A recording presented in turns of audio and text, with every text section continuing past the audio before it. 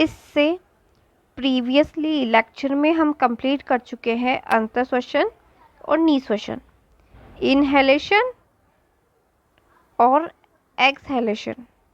Inhalation में वायु अंदर आएगी और एक्सहेलेशन में वायु बाहर जाएगी। यहाँ तक हमने कंप्लीट कर लिया था। हमने यहाँ पे छोड़ा था कि कुछ डेफिनेशंस हैं जिनको आपको याद करनी होगी। एक बार मैं थोड़ा पढ़ देती हूँ डेफिनेशंस को। पहली है ज्वारीय आयतन, TV, tidal force, tidal volume.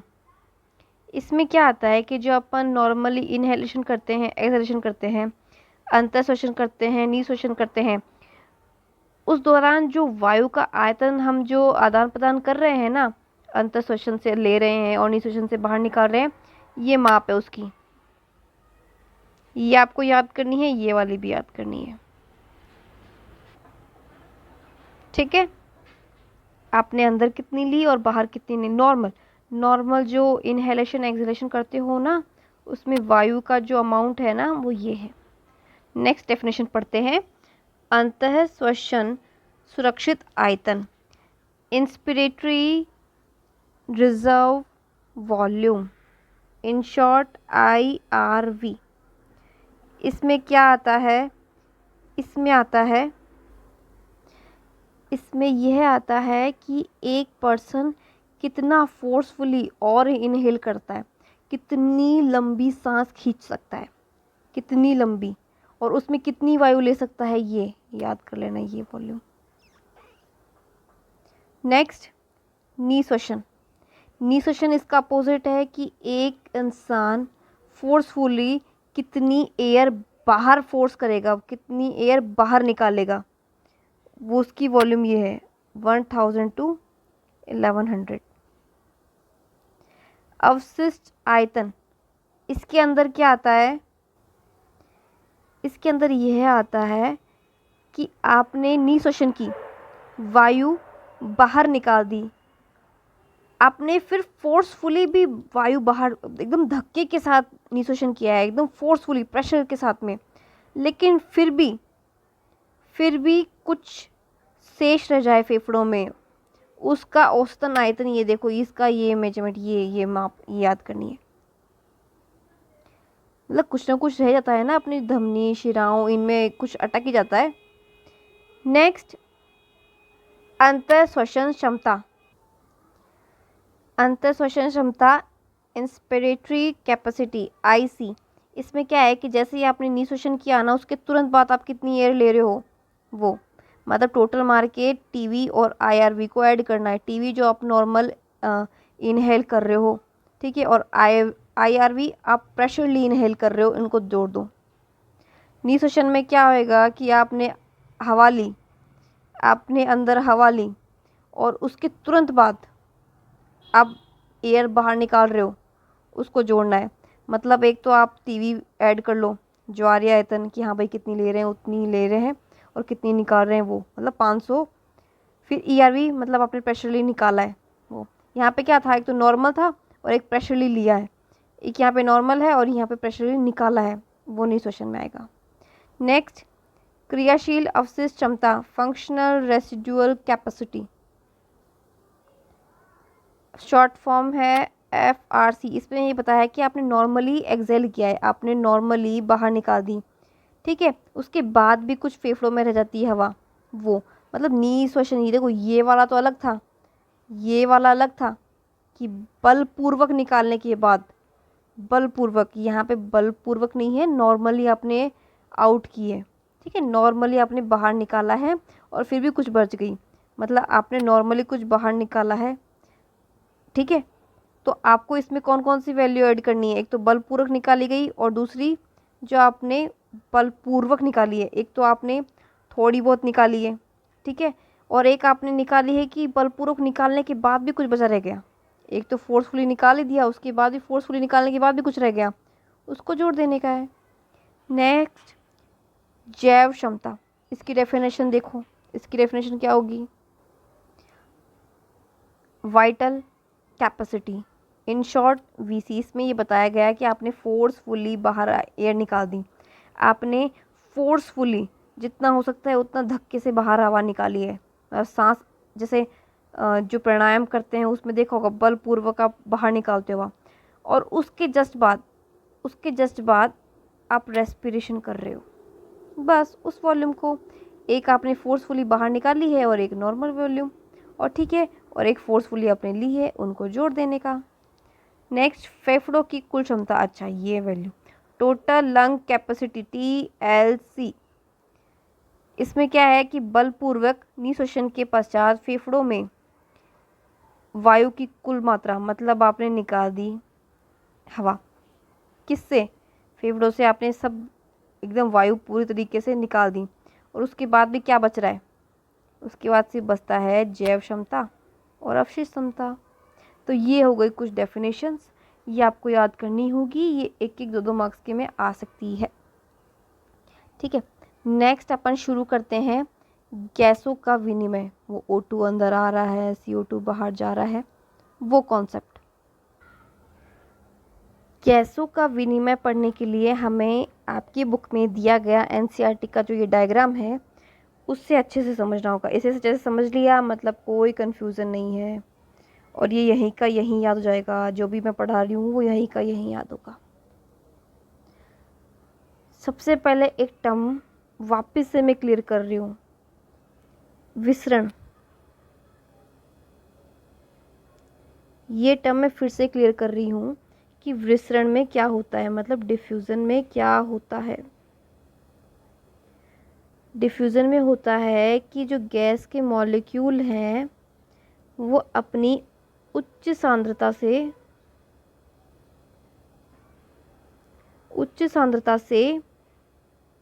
निम्न सांद्रता की ओर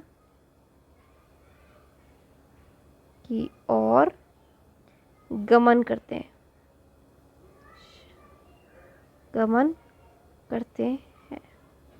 ये विसरण विधि कहलाती है। अब आपको अच्छे से समझ में आ जाएगा। हमने परिसंचरण तंत्र पढ़ लिया है, उसमें हम ऑक्सीजनेटेड ब्लड का फ्लो कर रहे थे। अब जिसका परिसंचरण तंत्र पढ़ा हुआ है या फिर जिसने मेरा लेक्चर वो पढ़ लिया है उसको तो ये बड़ा इजी रूप में समझ में आएगा, और जिसको या जिसने वो नहीं पढ़ा है उसको थोड़ा सा टाइम लगेगा इसको समझने में। हमें अंतःशोषण पढ़ लिया है। अंतःशोषण में क्या होता है कि वायुमंडल से क्या होगी, ऑक्सीजन अंदर आएगी।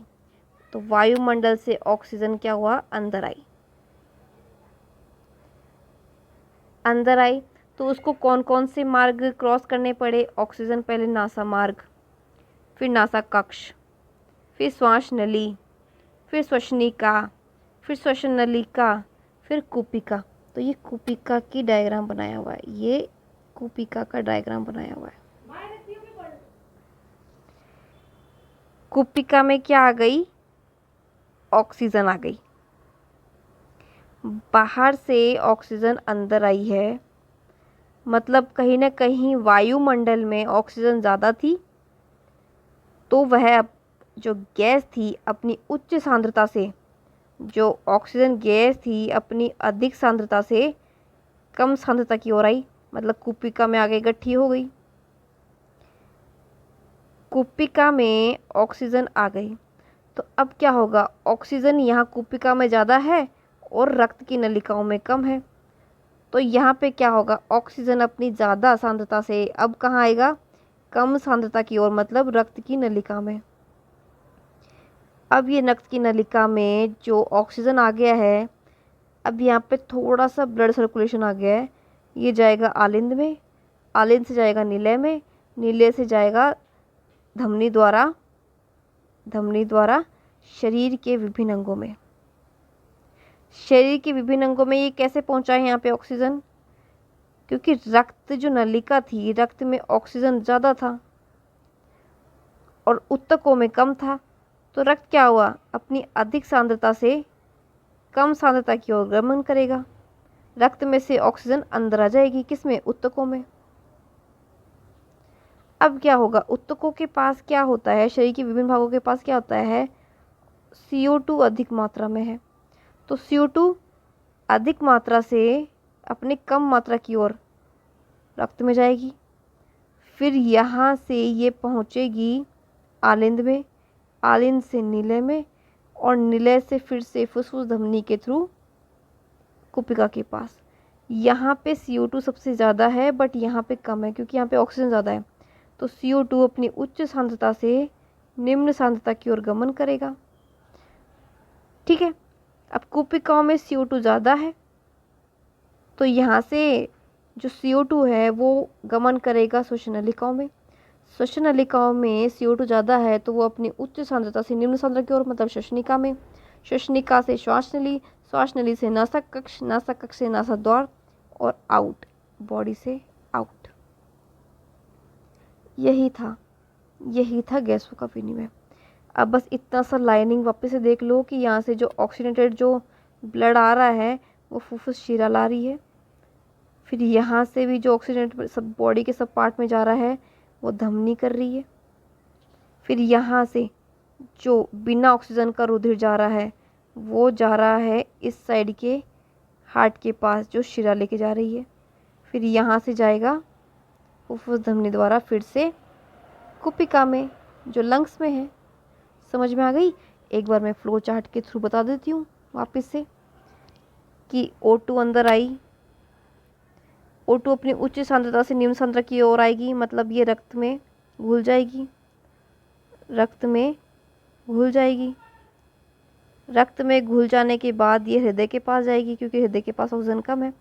हृदय से एक और धमनी निकलेगी, वो धमनी शरीर के विभिन्न भाग तक जाएगी, शरीर के विभिन्न भाग तक जाएगी,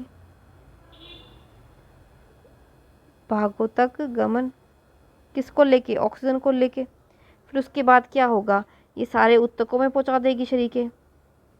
अब क्या होगा? रिवर्स क्या होगा? ऊतकों से जो एक शिरा है वो बिना ऑक्सीजन का रुधिर, ठीक है, बिना ऑक्सीजन, ऑक्सीजन नहीं है, वो रुधिर किसके पास जाएगा? आलिंद के पास, हृदय के पास, वापस से हृदय के आलिंद से नीले, नीले से फिर से जो रक्त में है CO2 वाला जिसमें ऑक्सीजन नहीं है वो पहुंचेगा कुपिका के पास।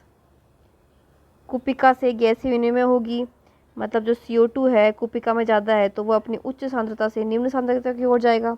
कुपिका से जाएगा श्वासन नलिका में, श्वासन नलिका से जाएगा श्वसनिका में, श्वसनिका से जाएगा श्वास नली में, और शरीर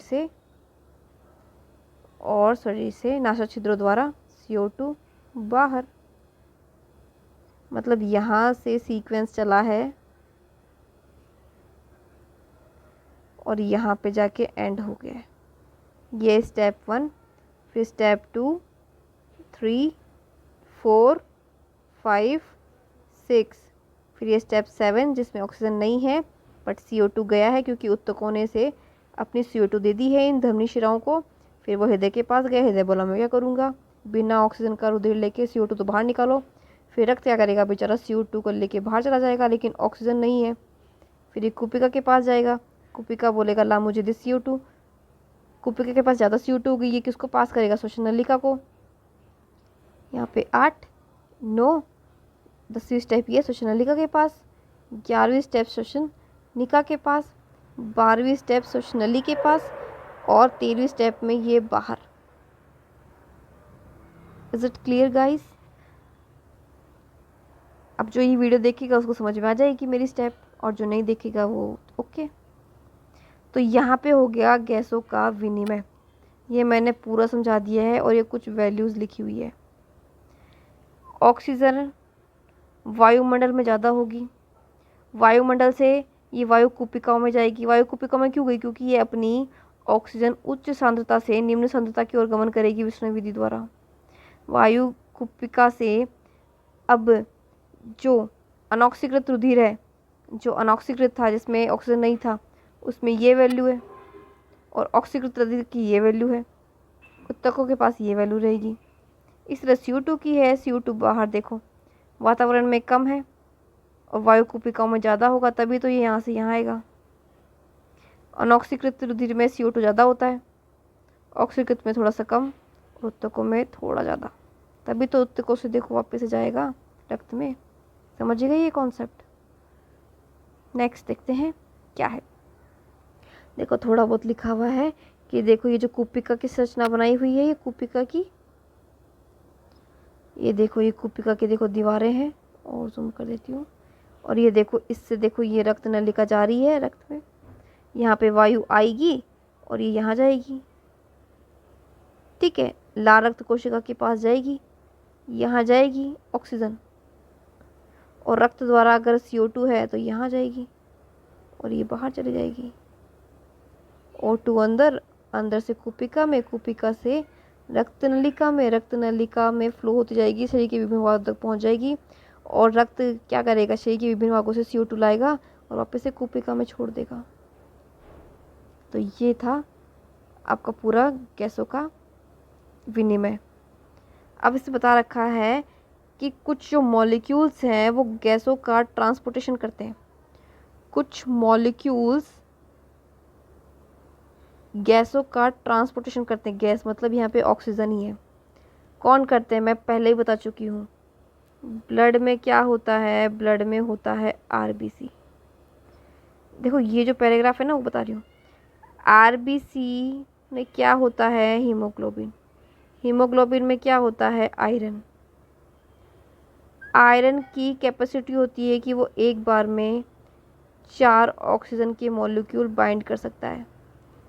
4 ऑक्सीजन के मॉलिक्यूल, 1 2 3 4, 4 ऑक्सीजन के मॉलिक्यूल्स के साथ बाइंड हो सकता है। कैसे बाइंड होगा, देखो मैनर देखो, एक ऑक्सीजन बाइंड हुआ तो ये बाइंडिंग प्रमोट करेगी कि एक और बाइंड हो जाए, फिर इसके बाइंड होते ही एक और एफिनिटी बढ़ जाएगी इसके लिए और फिर इसके लिए, पारा पारी, पहले ये जुड़ेगा फिर ये फिर ये फिर ये। तो एक साथ जो अपने हीमोग्लोबिन है वो 4 ऑक्सीजन को कैरी करता है, यही दिया हुआ है यहाँ पे, 4 ऑक्सीजन को कैरी करता है। और ये एक कर्व बनाया गया है, ये एक कर्व बनाया गया है। इस कर्व को रीड करना आना चाहिए, जो अभी सीख लेंगे, जो अभी सीख लेंगे कैसे। ये देखो यहाँ जो पैमाना सेट किया गया है, ये पैमाना सेट किया है ऑक्सीजन हीमोग्लोबिन वियोजन वक्र। मतलब इस तरफ जाएगा ना, इस तरफ ग्राफ जाएगा तो वियोजन की विधि को शो करेगा,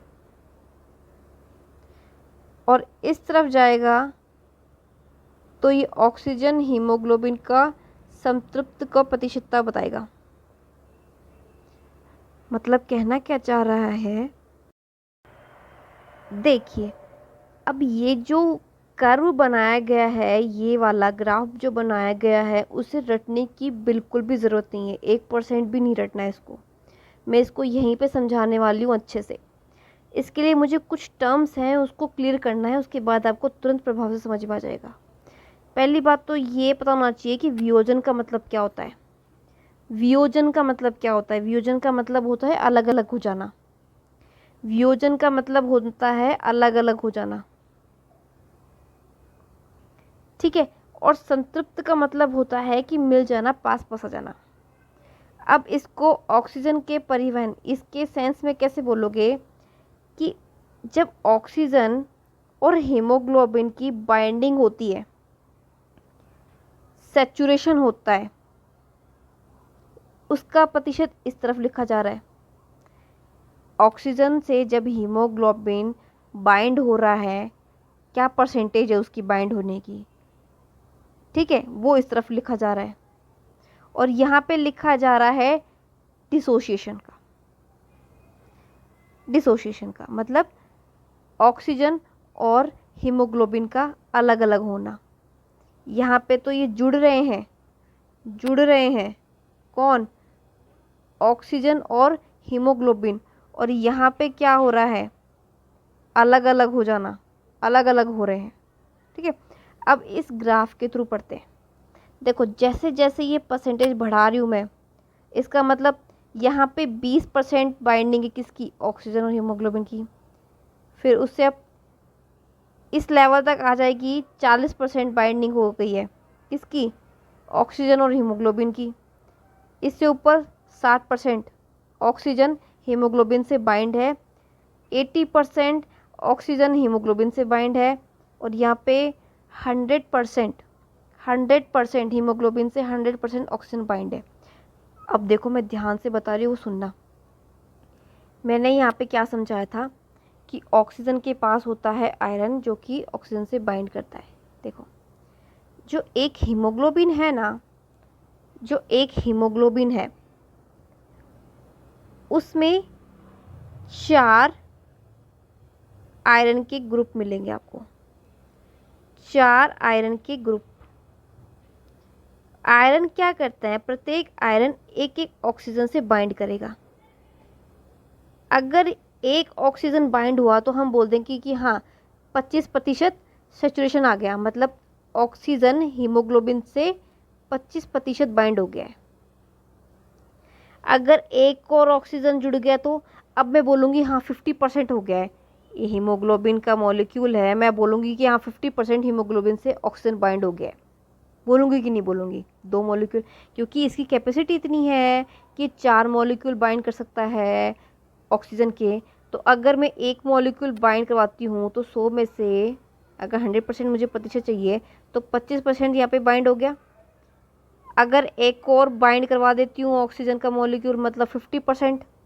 अगर एक और बाइंड करवा दिया तो 75%। और अगर एक और मॉलिक्यूल बाइंड करवा दिया तो ये लो 100%।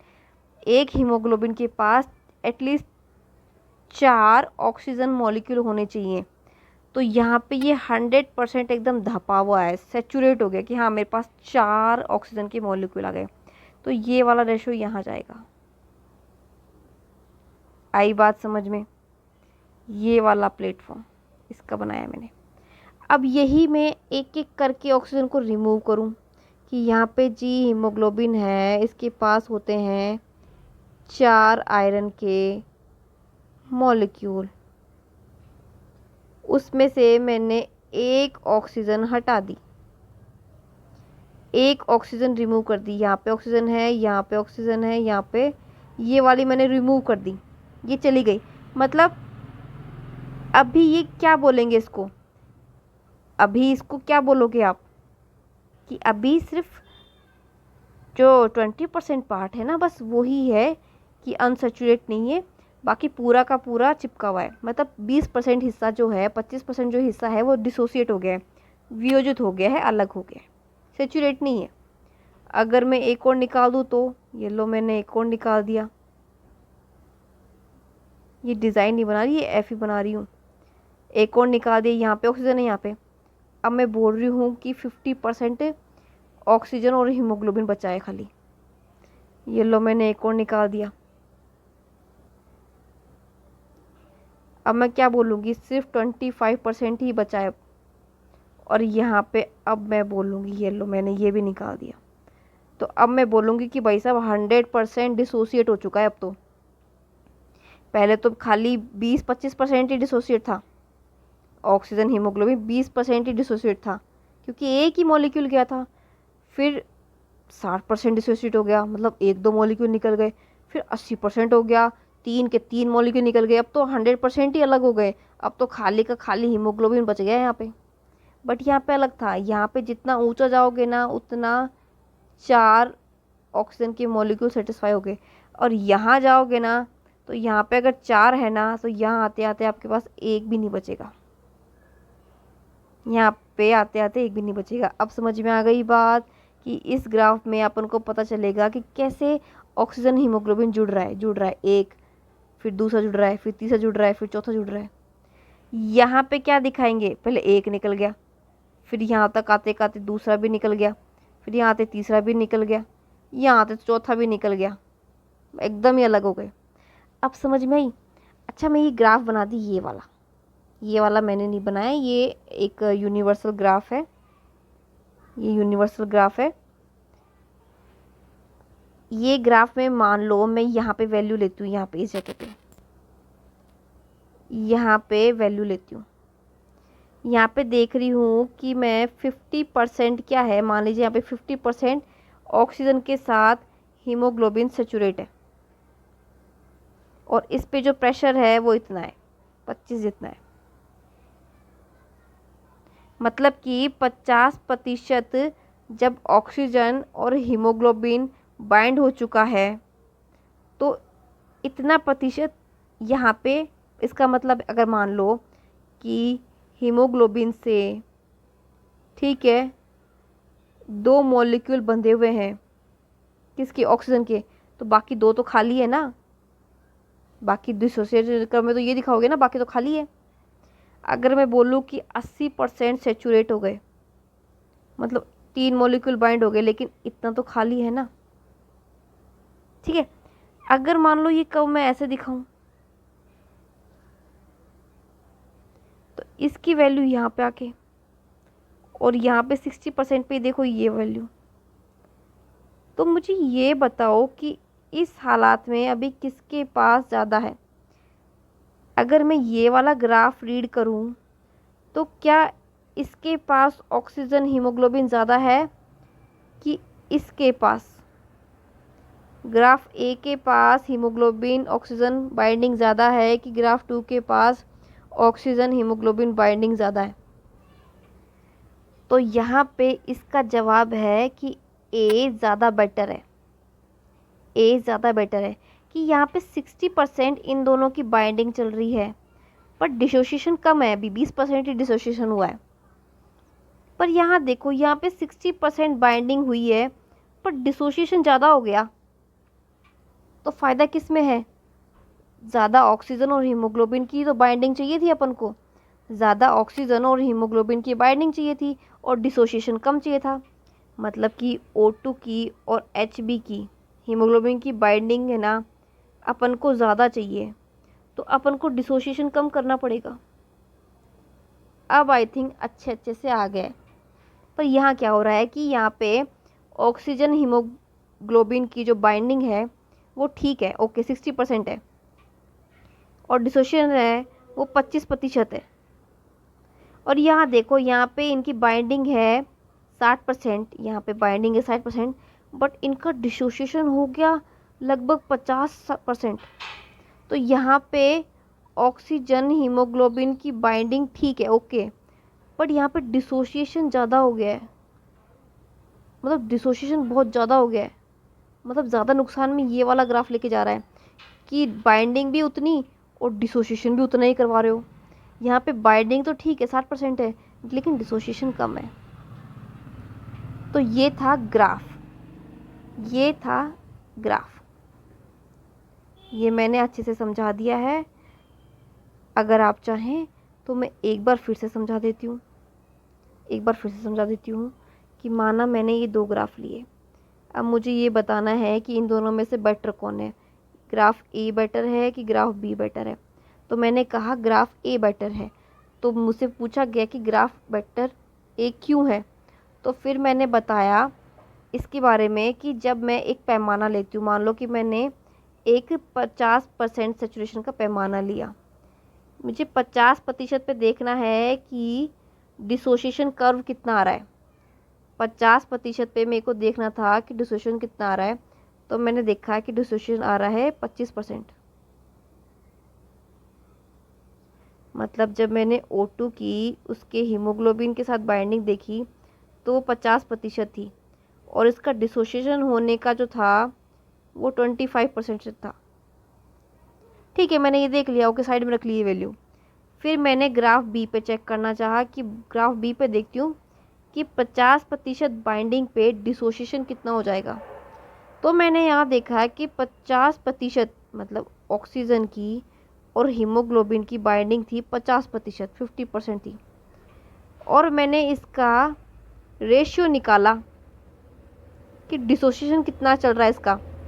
तो डिसोसिएशन मतलब अलग अलग होना, वियोजन कितना चल रहा था, 59%। मतलब जितना जुड़ नहीं रहा उतना तो खुल गया, ये निकल गए। मतलब यहाँ पर तो फॉर्मेशन हो रही थी ऑक्सीजन और हीमोग्लोबिन की, जितनी हुई नहीं उससे ज़्यादा तो ये अलग अलग हो गए। यहाँ पे तो क्या हुआ, जितना ये बन रहा था उससे कम ये अलग हुआ है इस ग्राफ के अकॉर्डिंग। तो इसलिए मैंने इस ग्राफ को बेटर बताया कि यहाँ पे हीमोग्लोबिन और ऑक्सीजन ये लोग जुड़ रहे हैं, फॉर्म हो रहे हैं, बट यहाँ पे डिसोसिएट हो रहे हैं, वियोजित हो रहे हैं। फॉर्मेशन कहाँ होता है?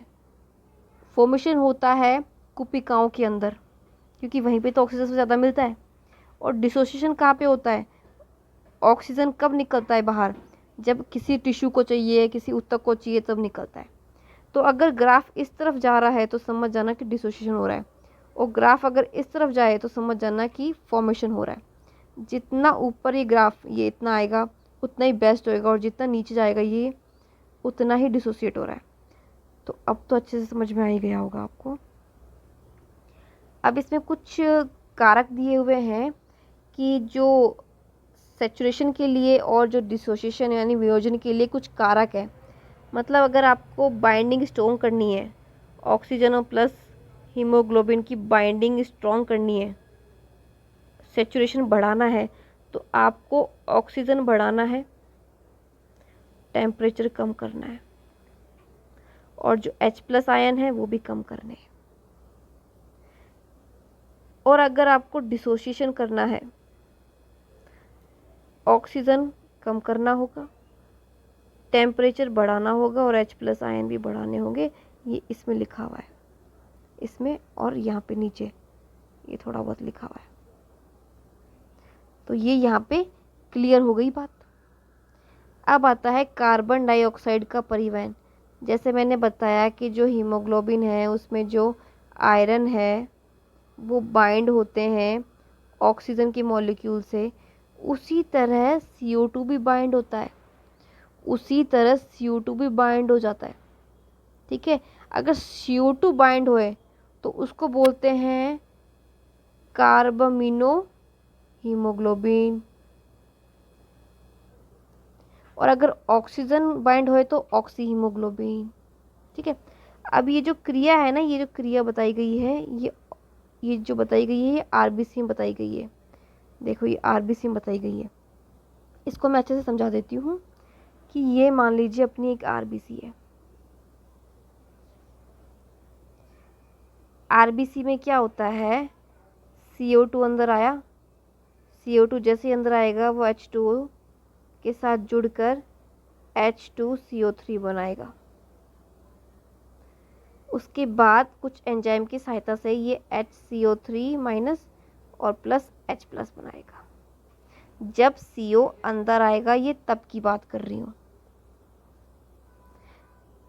तो ये जो रिएक्शन है वो कहाँ होती है? ये रिएक्शन होती है RBC के अंदर। ये बता रहा है कि जब RBC के अंदर CO2 आता है तब ये मैकेनिज्म चलती है, ये मैकेनिज्म चलती है। ओके, तो ये था कार्ब ऑक्साइड का परिवहन। अब इसमें बताया गया है कुछ श्वसन के नियमन,